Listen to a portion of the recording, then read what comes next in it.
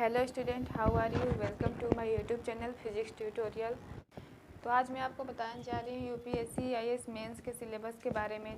जैसा कि मैंने आपको प्री के सिलेबस के बारे में पहले ही बता दिया है, तो आज मैं आपको बताने जा रही हूँ मेंस के सिलेबस के बारे में कि मेंस में कैसे क्वेश्चन पूछते हैं, कहाँ से क्वेश्चन पूछते हैं, कितने मार्क्स का एग्ज़ाम होता है, कितना आवर मिलता है, कौन कौन से सब्जेक्ट हमें पढ़ने हैं। तो ये सारी जानकारी मैं आपको इस वीडियो में बताने जा रही हूँ। अगर आपको मेरा वीडियो पसंद आए तो प्लीज़ मेरे चैनल को सब्सक्राइब कर लीजिए ताकि मेरी हर नई वीडियो की नोटिफिकेशन सबसे पहले आप तक पहुँचे।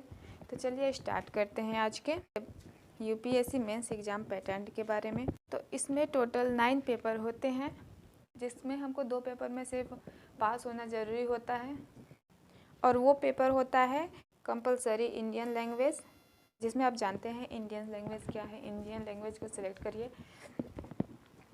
जो क्वालिफाइंग नेचर का होता है आवर, जिसमें 3 आवर का टाइम दिया रहता है। टोटल पूरे 300 मार्क्स के होते हैं। अब चलते हैं हम पेपर बी। ये आपका इंग्लिश पेपर होता है। ये भी क्वालिफाइंग नेचर का होता है, जिसमें सिर्फ पास होना इम्पोर्टेंट है। 3 घंटे का समय दिया जाता है। 300 मार्क्स का क्वेश्चन होता है। मतलब हम ऐसा समझते हैं कि जो इंग्लिश मीडियम के स्टूडेंट हैं वो हिंदी न्यूज़पेपर को पढ़ें ताकि उन्हें हिंदी के बारे में अच्छे से नॉलेज हो जाए।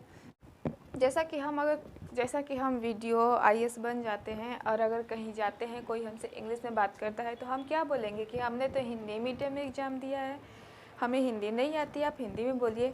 ऐसा नहीं ना कर सकते हैं। और अगर हमने इंग्लिश मीडियम में एग्ज़ाम दिया है और हमसे कोई हिंदी में क्वेश्चन करेगा, कोई हिंदी में कुछ पूछेगा, तो हम उसका क्या बोलेंगे कि हमने इंग्लिश मीडियम में जवाब दिया है, हिंदी मीडियम में नहीं दे सकते। तो ऐसा नहीं ना कर सकते। इसीलिए आपको इतना नहीं बोलते हैं कि इंग्लिश या हिंदी में पूरा एक्सपर्ट होना चाहिए, लेकिन इतना ज़रूर आना चाहिए कि हमें कोई बोले तो हम उससे समझ पाएँ, कि हमें उसका इंग्लिश या हिंदी में आंसर दे पाएँ। तो चलिए अब आगे बढ़ते हैं। अब जो पेपर आता है उसका मार्क्स मेंस में जुड़ता है। जैसा कि हम मेंस के बारे में बात करें तो इसमें 2 पेपर हैं, जिसमें कि जो नहीं जोड़ा जाता है, सिर्फ क्वालिफाइंग नेचर का होता है, जिसमें पास होना ज़रूरी होता है। अब आते हैं हम पेपर 1, जिसमें ऐसे होता है यानी निबंध, और ये सब पेपर मेरिट रैंकिंग नेचर के होते हैं, जिससे हमारा मेरिट बनता है। इसमें भी आपको 3 घंटे का समय दिया जाता है, और आपको ऐसे में कहीं से भी पूछ सकता है, किसी भी टॉपिक के बारे में पूछ सकता है जिस पे आपको निबंध लिखना होता है। इसलिए मैं आपको बताती हूँ कि कम से कम आपके पास क्वेश्चन बैंक होना चाहिए, प्रीवियस ईयर क्वेश्चन होना चाहिए। अगर आपको सिलेबस नहीं मिल पा रहा है तो इंटरनेट से निकाल के उसे प्रिंट आउट करा के अपने पास रख सकते हैं। जहाँ पे आप स्टडी कर रहे हैं उस टेबल पे रख सकते हैं। ये मत सोचिए कि जब हम पढ़े ही नहीं हैं तो हमें समझ में क्या आएगा। जब आप क्वेश्चन को पढ़ेंगे और फिर आप बुक पढ़ेंगे, तब आपको पता चलेगा क्वेश्चन किस तरीके से पूछता है, और आपके पास क्वेश्चन बैंक तो होना ही चाहिए। अब बढ़ते हैं हम आगे अपने पेपर 2 के बारे, जिसमें जनरल स्टडीज़ पेपर 1 रहता है। अब जितने भी पेपर आते हैं सारे मेरिट रैंकिंग नेचर के होते हैं, जिसमें अच्छे मार्क्स लाना पड़ता है। इसका भी समय आपका 3 घंटे का होता है। 250 मार्क्स के क्वेश्चन होते हैं। अब बढ़ते हैं हम पेपर 3 की तरफ। इसमें भी जनरल स्टडीज़ पेपर 2 रहता है। ये भी मेरिट रैंकिंग नेचर का होता है। ये भी 3 घंटे का होता है, 250 मार्क्स का होता है। अब बढ़ते हैं हम पेपर 4 की तरफ। ये भी आपका मेरिट रैंकिंग नेचर का होता है। इसमें भी आपको 3 घंटे का समय दिया जाता है, 250 मार्क्स का होता है। अब बढ़ते हैं हम अपने पेपर 5 की तरफ, जनरल स्टडीज़ पेपर 4। ये भी आपका 3 आवर का होता है, 250 मार्क्स के होते हैं। अब जानते हैं हम अपने ऑप्शनल सब्जेक्ट के बारे में कि हम अपना ऑप्शनल क्या चुनें। सबसे पहले मैं आपको सजेस्ट करूँगी, ऑप्शनल सब्जेक्ट में आप सोशलॉजी चुन सकते हैं, जो कि समाज के बारे में होता है, और ज़्यादातर जाने तो हमें समाज के बारे में ही पढ़ना है। लेकिन आप कोई भी टॉपिक ले सकते हैं। सोशलॉजी एक स्कोरिंग सब्जेक्ट बन गया है। जियोग्राफी ले सकते हैं, हिस्ट्री ले सकते हैं, कोई भी टॉपिक ले सकते हैं आप। लेकिन ये तीनों जो बता रही हूँ ये आपका स्कोरिंग सब्जेक्ट है,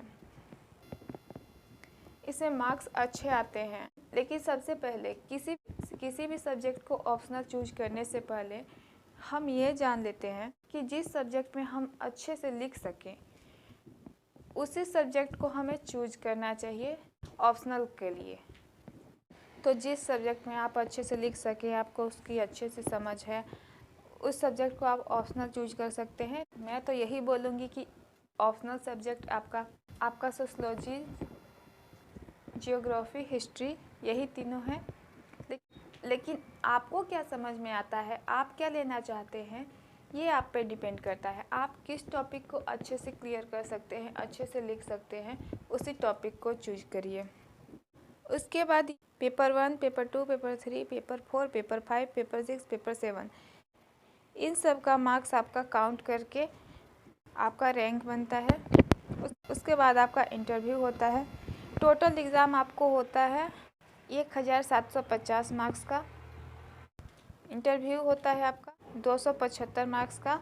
टोटल आपको 2025 मार्क्स का एग्ज़ाम देना होता है।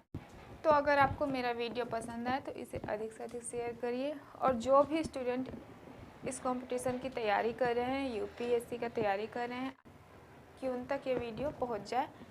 इस वीडियो को अधिक से अधिक शेयर करिए ताकि जिन भी लोगों को ऑप्शनल में डाउट होता है या मेंस का एग्जामिनेशन पैटर्न के बारे में पता नहीं है, उन तक ये वीडियो पहुंचे और उनके लिए हेल्पफुल हो।